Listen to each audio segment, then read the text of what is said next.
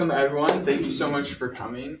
Today we're going to talk about group work, which I think doesn't need to be said, but it's like a good thing in education, right? Like you can increase the scope of what students are responsible. Students tend to learn better in collaborative settings. Like I feel like that's something that doesn't need to be like pontificated on in this.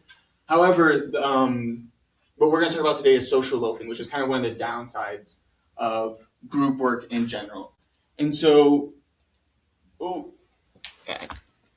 and so when we talk about social loafing, what we're talking about is an observed pattern of a reduction in individual effort as groups form. Essentially, it was termed in a paper from 1974, I believe, called Many Hands Make Light Work, where basically what they did is they got a group of people together, and as individuals and then in groups of increasing sizes, they asked them to just clap and cheer as loud as they could.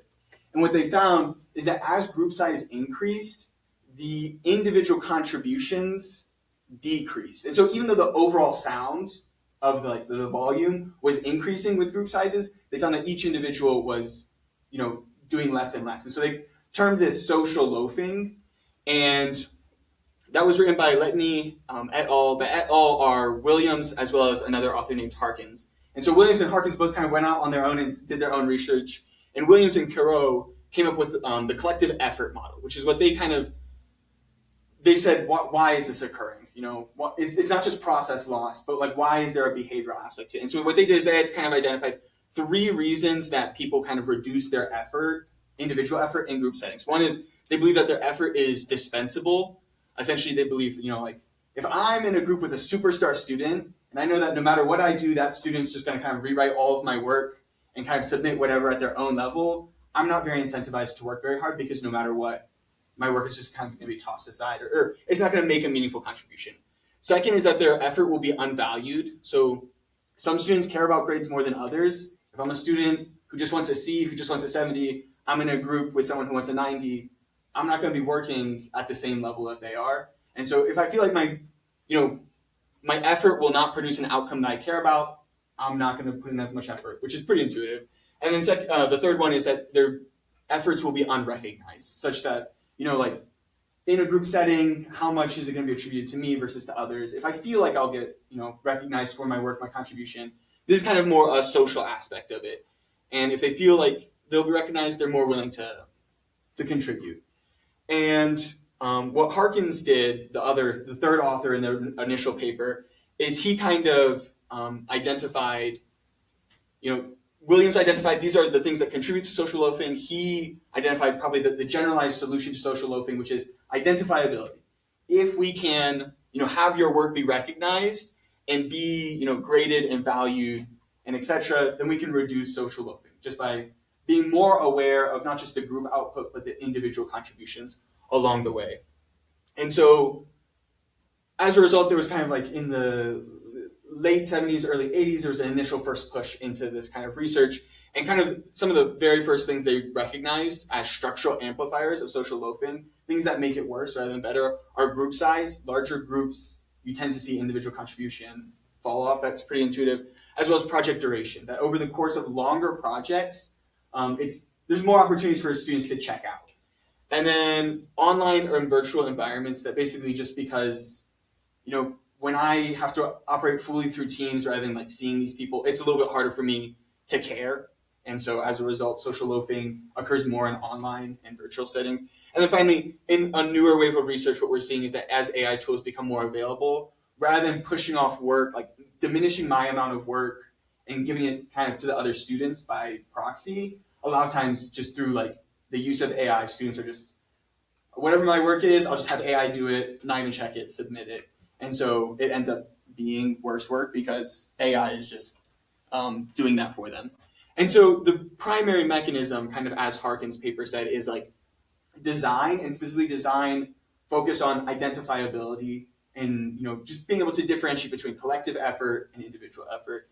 And so design matters for 2 reasons. Most design kind of revolves around, in a classroom setting, grades. And what we need to understand is that grades have 2 purposes. One is they function as a measurement tool for that collective output, students did this well. But they also serve as a behavioral tool, and they create a system of incentives. And so when we think of them as behavioral tools, there's some pretty important questions that we have to ask. Is this, design, whatever it is it incentivizing individual effort, or is it, incentivizing a collective output? And then the second big one is, does it trigger perverse responses? The most famous of which is kind of the sucker effect, which is, social loafing will occur no matter what. But the sucker effect is essentially, if I'm a person in a group and I see that someone else is starting to participate in social loafing, but they're not doing as much, it kind of tells me, oh, so it doesn't matter. I can also reduce my output to their level. And so in this sense, the sucker effect is contagion of social loafing within the group, and it eventually ends up with a race to the bottom. And so does our behavioral design perspective trigger some of these perverse responses? And so a good way to kind of think about design is, we're talking about behavioral design is behavioral psychology. And so B.F. Skinner is the father of behavioral psychology. He came up with operant condition, which evolved into what was called the ABC theory of behavioral psychology, which is that you have an antecedent, something that happens before a behavior, and then a consequence. And that this kind of forms a feedback loop that will incentivize future behavior, etc. Because we're talking about structural elements of course design rather than behaviors against these individuals, we're going to just call them anti-controls and ex-post controls. But the idea is, anti-controls are things that we do before a group does their work to help incentivize them not to socially loaf. And then ex-post are going to be things that we do after they're done working to make sure that that didn't happen. And so in this sense, like anti-controls would be things such as like social contracts or social charters, rubrics to a certain extent. And the perfect example of an ex-post control is like a final grade, right? The knowledge that there will be a final grade, that I will be evaluated on this, encourages me not to socially loaf. And so I looked through basically 5 principal mechanisms that are probably the most widely used, which are uniform grading, use of rubrics, social contracts, AI or repository tools, and then the last one is peer evaluation. And so what we can see really quickly at looking at this chart is that none of them are the same, none of them act in the same ways, and that's intentional. They kind of were designed separately. But kind of each of them has a key strength and a key limitation, and so they're meant to not necessarily be used interchangeably, but interconnectedly. And that means that thinking about it critically is actually really, really important. And so the first one that we're going to talk about is uniform grading.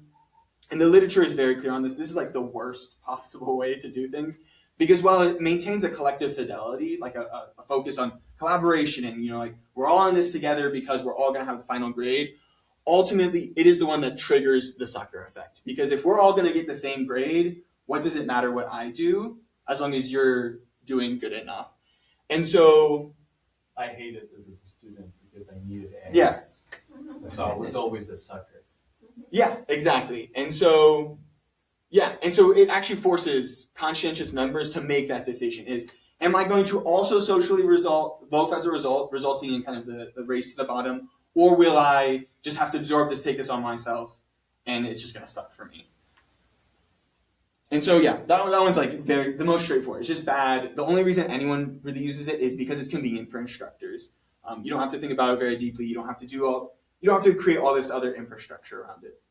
And so kind of the next best solution, or one of the better solutions, one of the steps up, is rubric-based systems. And so rubric-based systems are interesting because they function as both anti-controls, because they shape behavior via clear expectations. Basically, if a student has a rubric at the beginning of the project, they know exactly what types of behaviors they're supposed to be exhibiting. And then it also functions as an ex-post measurement tool, and that you can use it to differentiate between individuals. This individual did this well on this task, or this aspect. This individual did better or worse. And so it becomes very clear. And rubrics are kind of grounded in what's known as social interdependence theory, which was created paper Johnson and Johnson, who were kind of you have the initial cohort of authors. They were kind of the second wave authors talking about like group work and social loafing, where they say group work can take one of 3 forms of interdependence. You can have cooperative interdependence, where kind of we all believe that success is reliant on all of us mutually, that we all kind of have to be in this together, output is whatever. And then they contrast this with 2 other types, which is individualistic cooperation, which is, hey, we're operating as a collective, but I'm in this for myself. and I want my good grade, and I will use you guys as a means to that end. And so I might delegate some things, but I don't trust you. I don't necessarily want to work with you, etc. And then the final one is competitive cooperation or competitive interdependence, where they basically say it's a zero-sum game. The more you benefit, the less I do, and therefore I'm going to cut you out as much as possible. And so they kind of say rubrics can be a great way to utilize social interdependence theory by kind of incentivizing collective success. That being said, rubrics, if they're poorly designed, can also encourage individualistic interdependence and kind of encourage us to kind of use our teammates as opposed to work with them. And so, like Johnson & Johnson, another justification for the rubric-based method is Slavin's path model, where basically they say, common group goals combined with individual accountability towards meeting those goals will create reduced loafing, increase social cohesion, and that creates like kind of the best output, was kind of what he said. And so generally everyone agrees rubrics work and they kind of help reduce social loafing, but there are important design controls that are like that we need to take into account. And so one of the very popular ones is in Wyatt is BARS, which is behavior anchored rating scales. And they just kind of say, hey, rather than a rubric saying like they did good, they did bad, they did mediocre, start being like very specific, like to what extent did they express their opinions in an objective and confident manner, and just be very specific about behaviors as opposed to kind of just these nebulous like they were good workers. And the second major one is KSAs, or knowledge, skills, and abilities. And what Davis et al. Kind of mentioned is they said, especially in like capstone towards the end of your education, what we need to understand is that group work is preparing you to be an individual contributing in society, to contribute in a professional team. And so we need to align rubric standards, not just with like, is it a good output, but also kind of, is that output consistent with professional standards? And is this kind of working towards what we want students to be working towards, as opposed to a purely academic exercise? And then the third design element to be careful of is grading bias. What we see, especially with rubrics, is that by making specific tranches, we see two forms of bias. The first is central tendency bias, which is essentially like anytime you have a Likert scale or anything, people want to save their ones and their fives or whatever they are for like very extreme cases. And so they tend to do a lot of threes, a lot of fours, a lot of twos.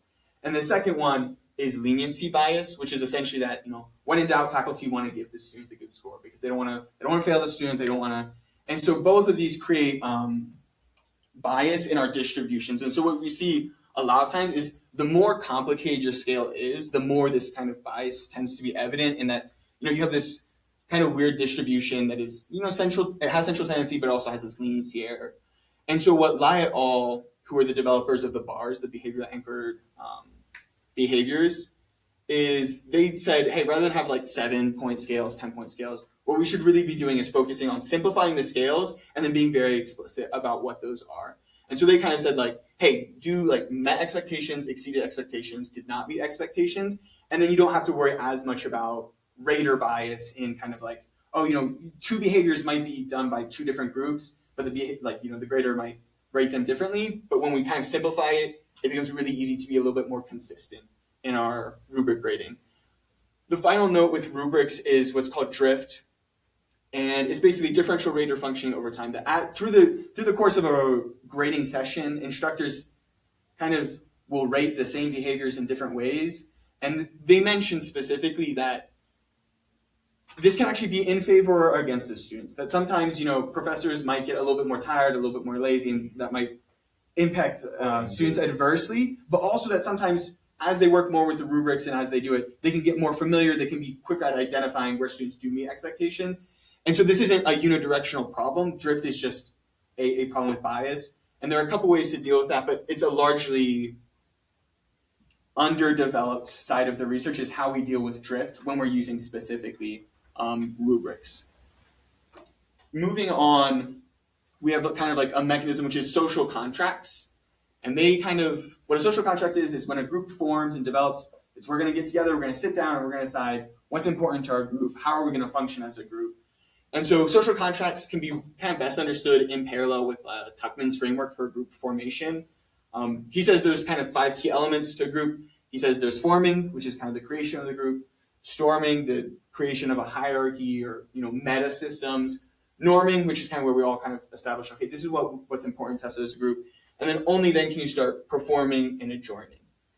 And the concept behind social contract theory is the observation that kind of Tuckman's theory is nice, but a lot of times in the middle of performing, we have to go back to a norming stage. Like maybe we come across a problem that we didn't think about initially, and now how do we address this? And so what he says is, hey, what social contract theory states is, let's be very explicit from the get-go, like this is how we're going to address conflict, this is how we're going to resolve it, this is the times we're going to meet, this is kind of what's expected of each member. And by making that very explicit from the beginning, you can move from the forming to the performing stage a lot quicker and with a lot more insights. So that rather than kind of once you're in the performing stage, having to like constantly go back to norming and then go back to performing and then back to norming and iterating on that, it can just kind of be established one or a couple of times initially, and then that time can be used best towards actually performing. And so the literature kind of acknowledges that the sucker effect happens because people will individually and silently kind of like opt out and reduce it. No one makes an announcement to the team like, hey team, I've decided I don't care. And so you guys can keep doing that. Instead, what people do is they say like, oh, I recognize the misalignment of incentives. I'm just going to kind of like silently stop participating as much, maybe not contribute as much. And so because it occurs silently, there's no way to really address that. And that's why the contagion spreads. But if, you have a social contract and you say like, from the get-go, like, hey, if someone starts reducing their effort, if someone starts participating in social loafing, how are we going to address that? It can become a moment of genuine dialogue for the group. And because it has structure around it, that dialogue doesn't have to be combative or confrontive, but rather that can focus on like, hey, we're a group. We have established these norms. We want to get back to these norms. We recognize that there are some deviations, and we're gonna try to get there. That being said, there are limitations to this as well, which is the big one is the feel-good trap, which is essentially like, we've made a social contract. Great. And then no one will actually do anything to enforce it. And so if enforcement mechanisms fail, Terrace et al. Actually made a really interesting observation that essentially when you break a social contract and that goes unpunished, what that actually ends up doing is it makes social loafing and the sucker effect even worse than if nothing had happened. And so when we institute kind of anti-controls, such as the social contract, it's really important that we have an enforcement mechanism for them, and that enforcement is truly enforced by the individuals. And so that requires kind of the group buying into the idea of a social contract as something legitimate as opposed to something purely theoretical.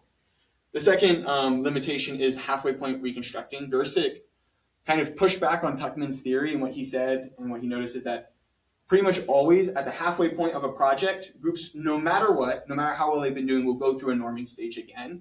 And so it's not as linear. And so as a result, kind of the belief is that contracts should be designed in such a way that they can be edited throughout the course of the semester. That's not just kind of this one-time thing.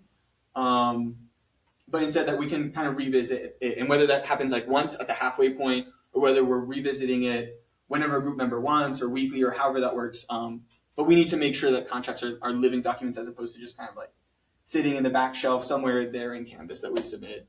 And then the final limitation is the development of secondary informal norms, which kind of makes sense. Is that like, if we say these are our norms, but then we behave differently, people are just going to assume that this is the case. And so a lot of social contract theory, like in terms of behavioral mechanisms, is a little bit more theoretical and is a little bit, and it is a lot more focused on not just behavioral elements, but a lot of times like psychological and faith elements of the group is like threat of credibility or credibility of threat.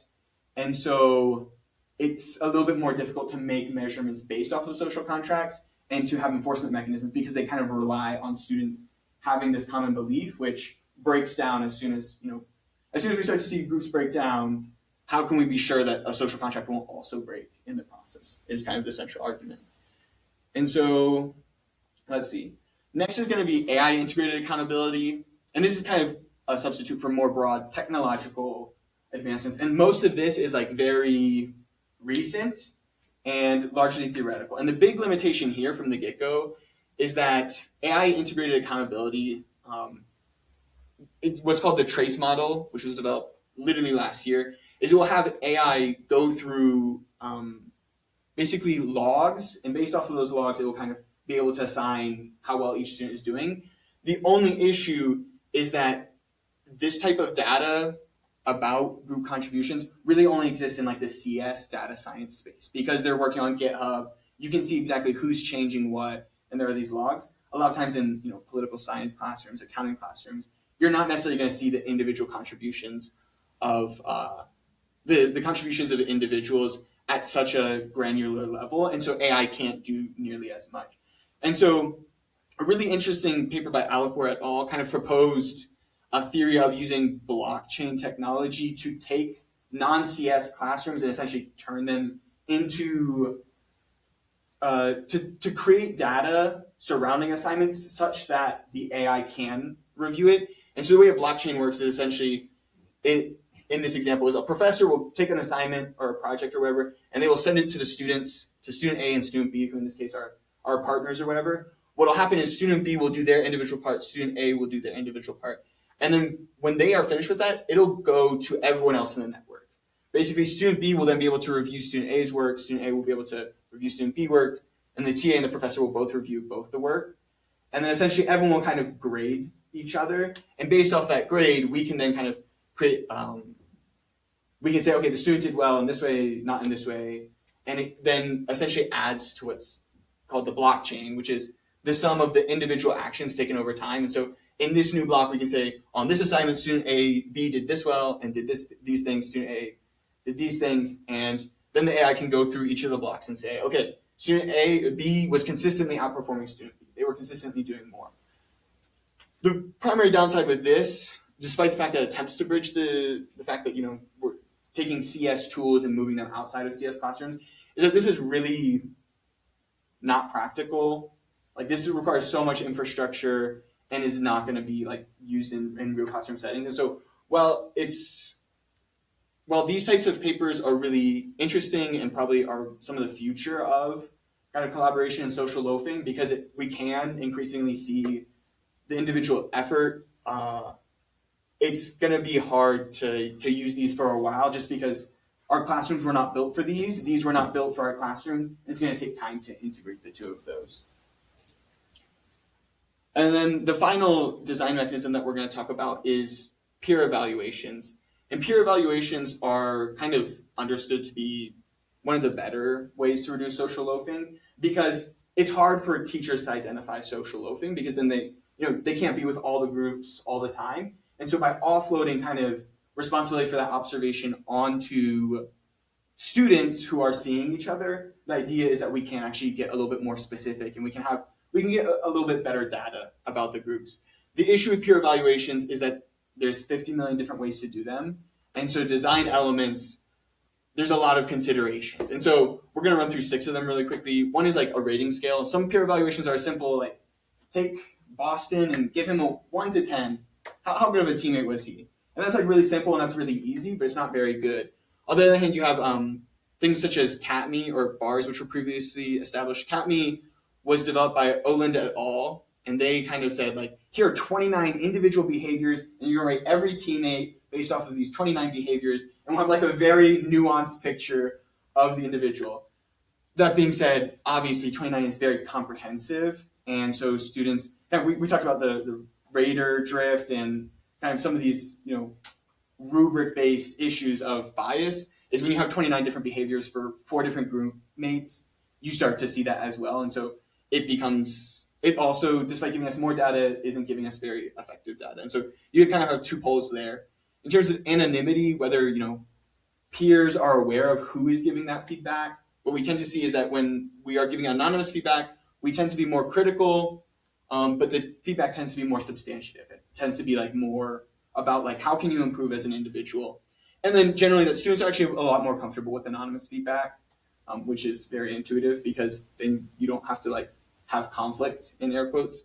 But what we find is when you identify the individuals, when I have to say, Brother Mankaya, this is what I think of you, we tend to actually see that it tends to be more effective and relational. So it's less about like, you're not doing your job, you're not doing whatever. It tends to be like, oh, I think you're a great worker in these ways. I think that it tends to be more about their character as opposed to their output.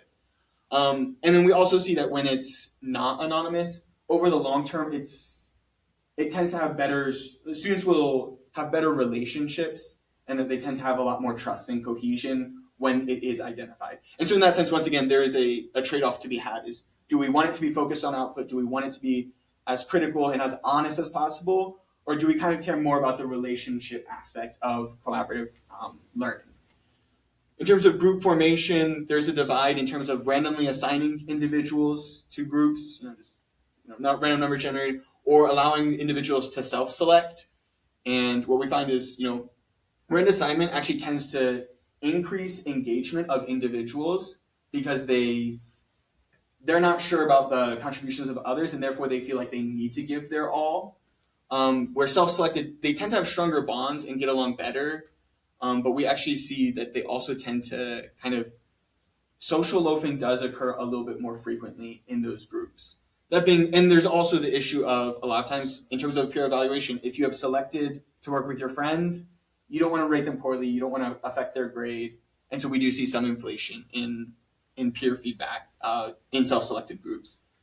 In terms of score weighting, you can have additive components or multiplicative of components. Basically, is it going to be 10 points at the end of the rubric, whether we, based off of your peer evaluations, you get extra points or not, versus, hey, your group got an 80 on the final project, and we're going to we're going to use some math formula that is usually proprietary and behind closed doors, and we are going to take it and multiply it by a factor of this much based off of your peer evaluations, or subtract it by a factor of this much based off of your peer evaluation.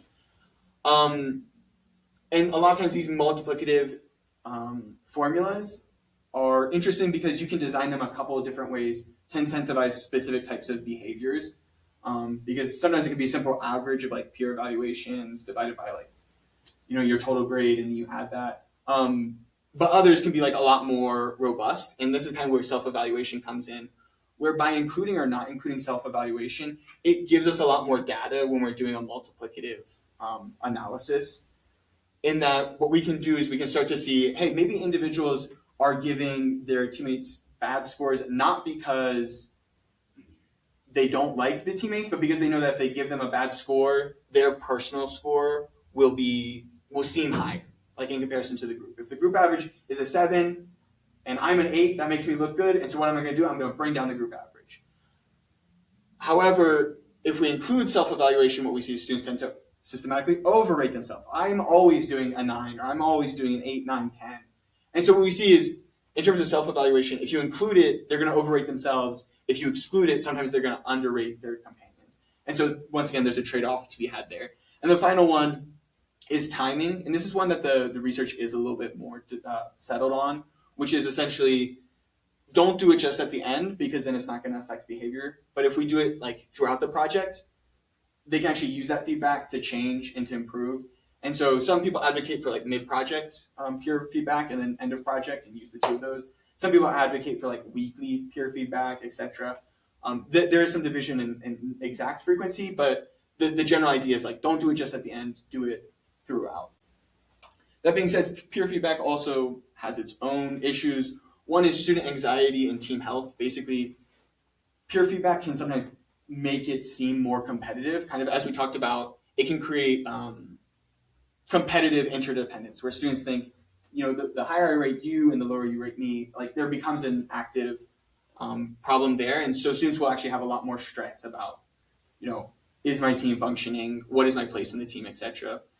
The second big problem is an actionable diagnosis. Basically, peer evaluations work for teams that kind of are aware of what's going on with the others, but the teams that we care the most about are probably those that are underperforming and not doing well. And these are the teams who don't know what's going on with the others, and so their peer feedback data is more unreliable. And so peer evaluations are a great tool for teams that work. For teams that don't work, they don't work very well. And so for all of social loafing is to kind of help teams that aren't working, peer evaluation can be iffy with that regard. And the final one is gender bias and divergent group goals. Essentially, two separate papers, and there's more, but these were the two biggest ones, kind of found that there was a gender bias and that men tend to be rated higher than women. This is specifically in terms of contribution and leadership efforts. With respect to other things, we see a flipping of that bias. But with kind of specifically these two things, we see that systemically, there's a bias placed on men.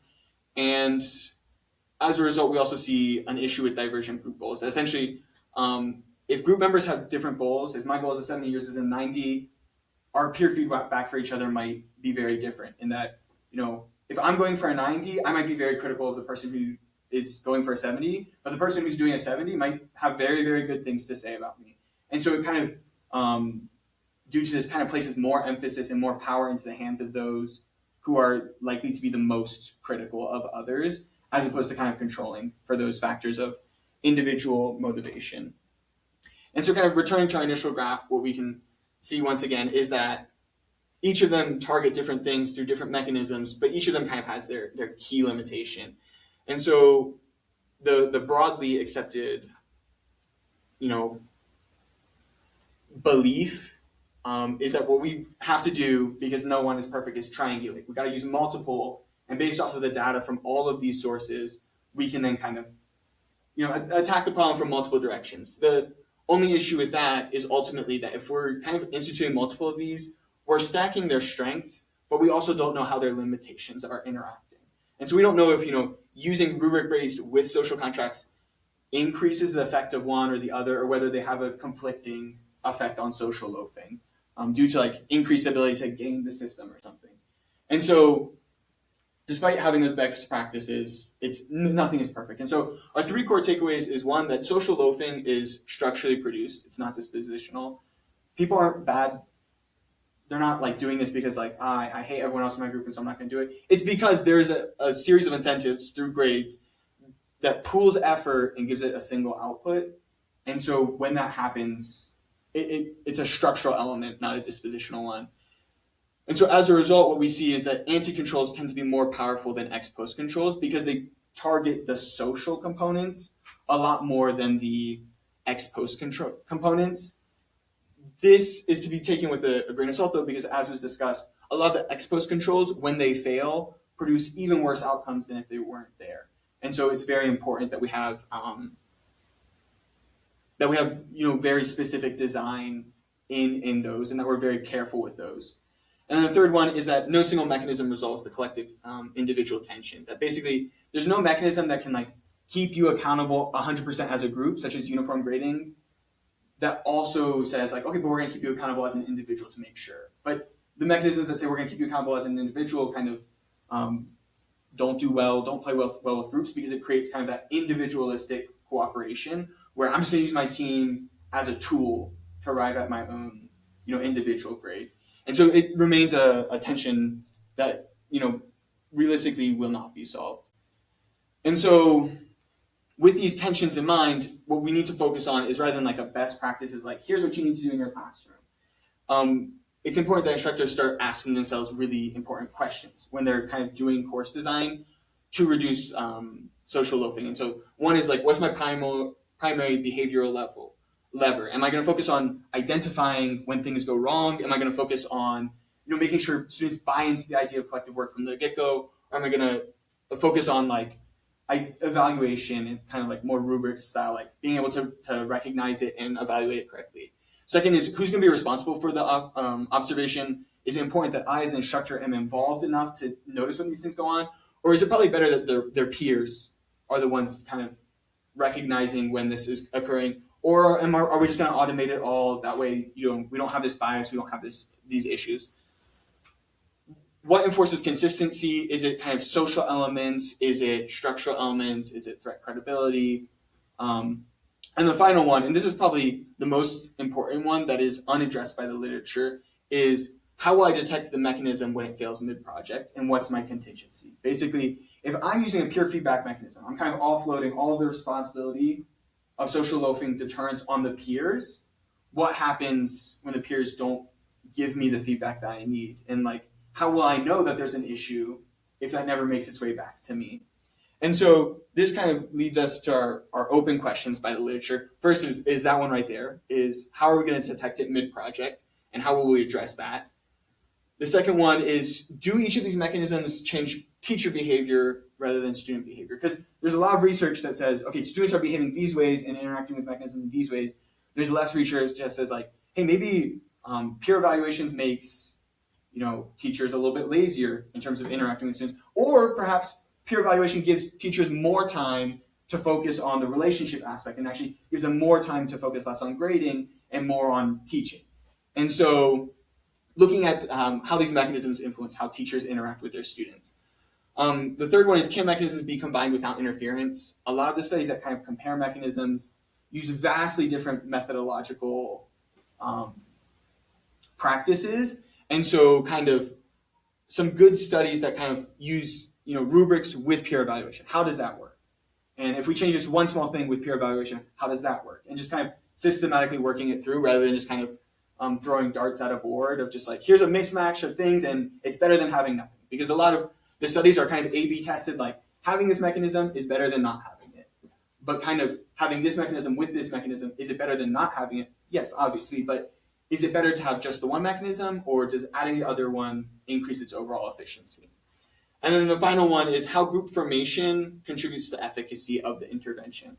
Most of these studies treat group composition, like demographic diversity, the selection methodology, as either a control or a confounder. They don't identify it as a key variable. And so this is probably the easiest and most logical direction for future research.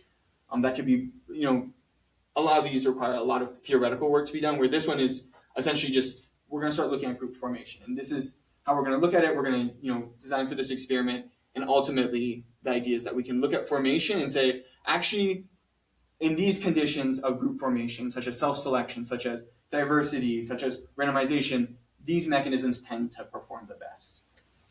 And that's it. Any questions? Oh.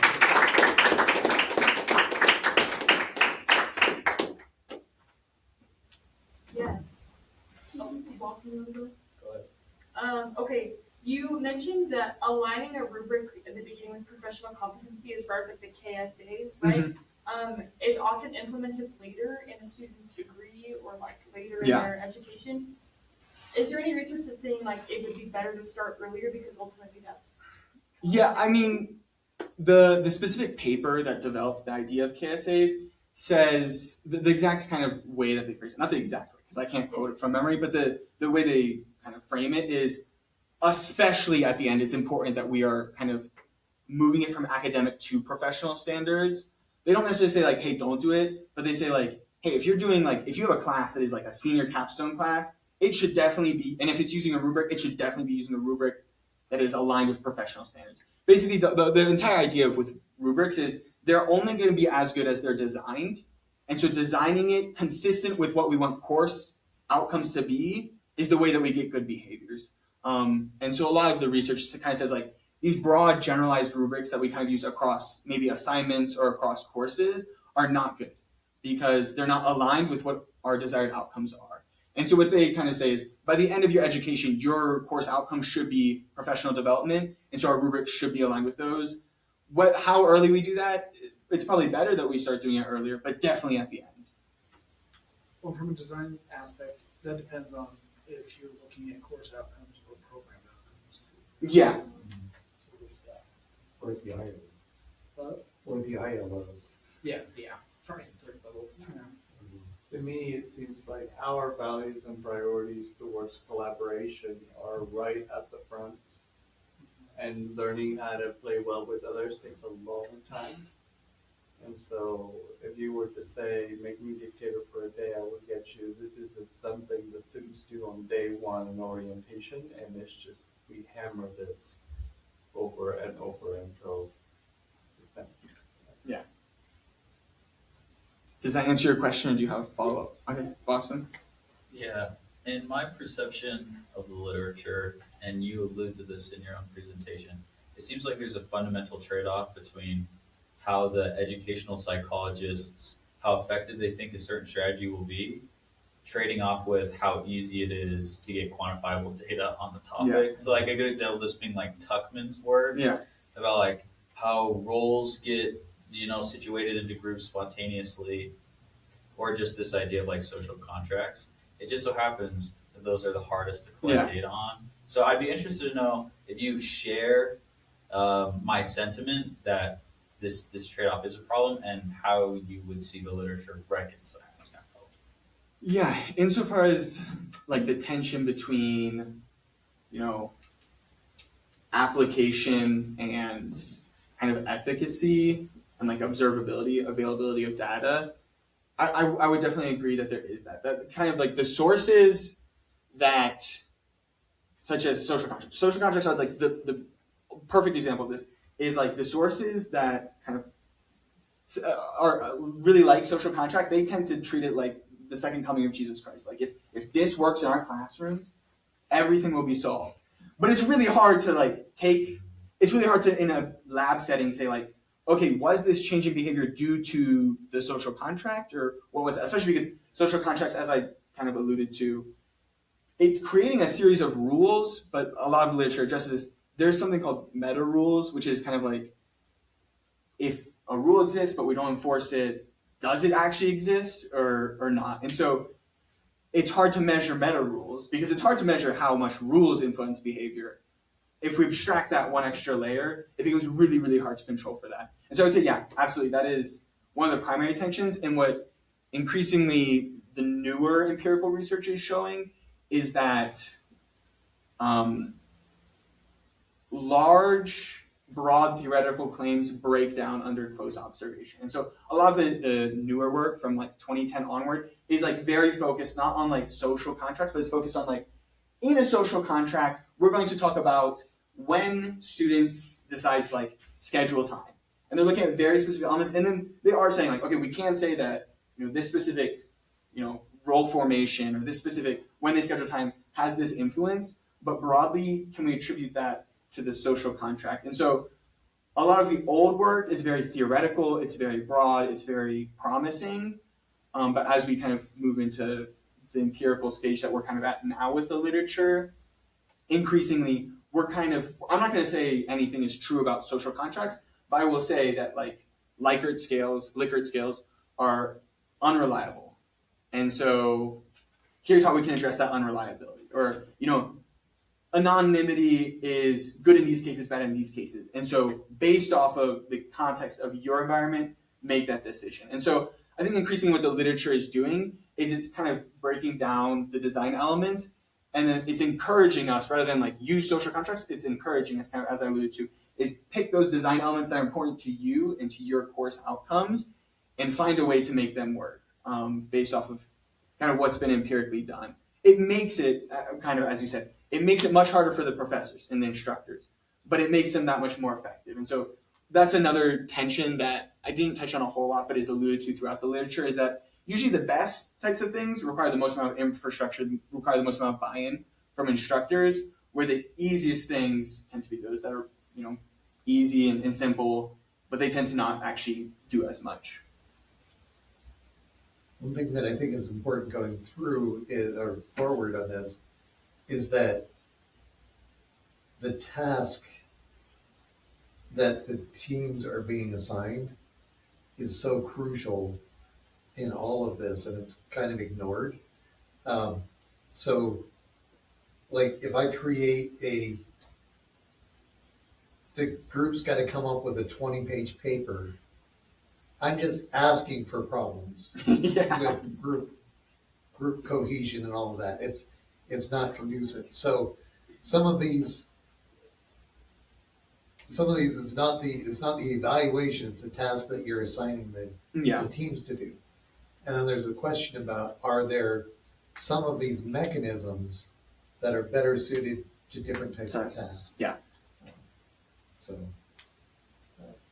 and then are there, I think also you kind of mentioned this, formative versus summative evaluations. And do we try to have a sequence of different types of peer evaluations, some of which might be, you know, let's look at how the team is functioning early on, and some of them might be at the end. How did each member perform on, like, our skilled collaborators rubric, if you like that, or just say, well, the university is asking us to use that. Where do people fit? So maybe there's something in sequencing different types of evaluations. Yeah. That could be really interesting to study. Yeah, and that's kind of, I think you hit the nail on the head with that, with the research kind of going back to what Boston is increasingly saying is like, rather than a one-step fix-all solution, what actually is required to reduce social loafing and to promote good group work is that professors need to be careful about the grading and design mechanisms, but more broadly course design, such as what tasks are we having them do, kind of where does the grading mechanism integrate with the whatever, and then kind of connecting it to the point of the KSAs. Like, what are actual outcomes? And based off the outcomes, let's design our courses around outcomes as opposed to just kind of like academic, just get you through, English 150, physics 106. Like, rather than just getting you through a class, let's actually think, what are the outcomes and how can we design the course to meet those outcomes rather than to just pass students through the institution. Is there any papers about, because as a professor, sometimes we observe some things, so we kind of have a sense for how the group is performing, how individually they're doing, but having peer feedback to inform how we give the grade. So the peer feedback wouldn't be part of the grade, it would just help give information to the professor to grade their participation. So like if I can see that, they might not be aware of something, Yeah. or they might just confirm what I've seen. But that gives them experience in terms of giving feedback to others in a safe way, but helps me give a more informed grade to their individual participation. Did you see that in any of their? So you're asking specifically if there was a paper that talked about peer feedback not being necessarily associated with a grade, but just kind of being used as information for professors to give them a better insight. Is that like a correct characterization? Okay, so I want to make sure I understand your question.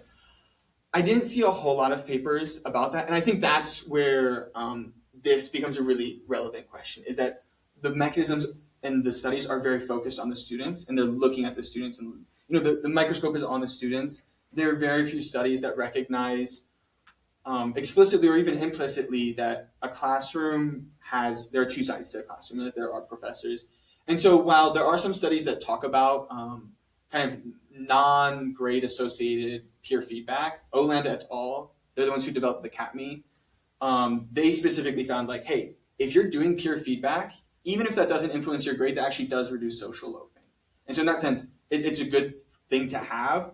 That being said, that specific paper does not address kind of like the teacher element of like how teachers can then use peer feedback to better give individual as opposed to group grades. And so yeah, in that sense, there are some papers that kind of, this is the best way to do it, is there's papers that dance around the idea, but because we're critically not really looking at teacher behavior in most of these studies, no one paper specifically addresses that.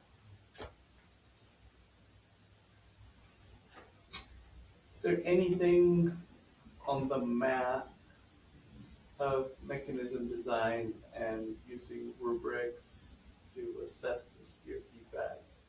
Did you come across any of that stuff? So I came across some stuff. It's largely theoretical though. It's less empirical. There's actually a Chinese author who I know by name because all he does is he just does these crazy complex mathematical proofs like optimizing group performance under budget constraints, optimizing group performance under three agents in conflict, like where he just does a lot of optimization problems, and he does kind of like this mathematical or like optimizing groups under these assumptions. And so there are some papers that kind of touch on that. They tend to be more theoretical. Sometimes like a professor will say like, oh, here's my mathematical model and I did it in my classroom, but in terms of like consistency of empirical results across the same model, there's not a whole lot of literary consensus on that, much less empirical. Okay, and I know you started this not very long time ago, but and maybe guys for lab presentations and things like that, I think that we ought to start describing these papers differently. I think there are papers where we have discussions. I think there are papers when we have theories. I think there are papers where we actually have experiments. There's papers where we have some preliminary evidence. I think we speak to them in the same way. I think we need to start thinking about the language to split these and make that very clear to the audience. By the way, I've never done this personally. I just talk about this paper, that, this paper, that, this author, this author, that. But I think as we are more careful, because that's Yeah. going to separate, for example, what you told me just recently, that these are great discussions, but the evidence itself, the experimental evidence, where would you put it? Just preliminary. I know we haven't done Yeah. the critical review quite yet, but based on your impression so far, what is the quality / extent of the evidence? In this specific aspect, a lot of the foundational empirical work, Tuckman, Williams, Harkin, like these main authors, it was in the late 70s, early 80s. They didn't have the statistical and empirical models that we have nowadays. And so a lot of their stuff, increasingly the evidence is pointing opposite the direction of. Or rather, I would say they kind of come to the right conclusions that this mechanism can help in this way. But a lot of times they make they come to the conclusion this mechanism can help in this way. What we find is the mechanism helps, but not necessarily in the way that they say it does, or it doesn't react through the same ways. Or like a lot of the empirical papers I'm reading right now talk about group formation, which we've talked about. And what we see is like diversity in group formation. There's actually very divergent empirical evidence where kind of some papers say, oh, we want to have diverse groups because you have like theoretically it's a nice idea, but what we actually find is some papers find an increase in diversity, you see decreases in output. Some people say increase in diversity, increase in output. Some people say it's a U shape that like homogeneity and perfectly heterogeneity are the two best case scenarios. It's when you have like a little bit of, like when we just insert a girl into a group of guys, or when, we insert a freshman into a group of seniors, like that is actually the least optimal solution. And so what we're seeing is increasingly empirical divisiveness on the theories broadly, but as we see increasing empirical consensus on mechanisms specifically. Does that make sense? When we institute a rubric with under these very specific conditions, we can consistently see this outcome. That being said, the theory of rubrics we're increasingly see kind of break down under empirical evidence. And my guess is the task is going to be a key. Yeah. And that's the big one. They're not considering that Yeah. is leading to different results for the like heterogeneity. You can see some tasks where you don't want that, and other tasks where you don't. Yeah, and so one of the key empirical papers that talks about heterogeneity is they say homogeneous groups tend to perform better on write a paper. Homogeneous groups tend to work better on tasks, very focused, very we are just producing output. Creative tasks such as hey, write a practice problem. Things that require creativity, actually they tend to see diverse groups perform better. And so once again, certain groups are best fit for certain tasks. And so understanding, if you as professors decide at the beginning of the semester, these are the groups, understand those groups and understand that their composition is going to influence how specific mechanisms interact with that group. And that's kind of why this is an important research question, is because that interaction is important and it's not something that's really analyzed in the empirical evidence. And we're starting to see very interesting relationships such as, in these specific tasks, these groups do better, in these tasks, these do better, etc. And so as we focus on, answering more and more specific research questions, we're getting more consistent data, but then just how, external validity of that decreases because not everyone's using those very specific conditions for group formation or those very specific conditions for rubrics.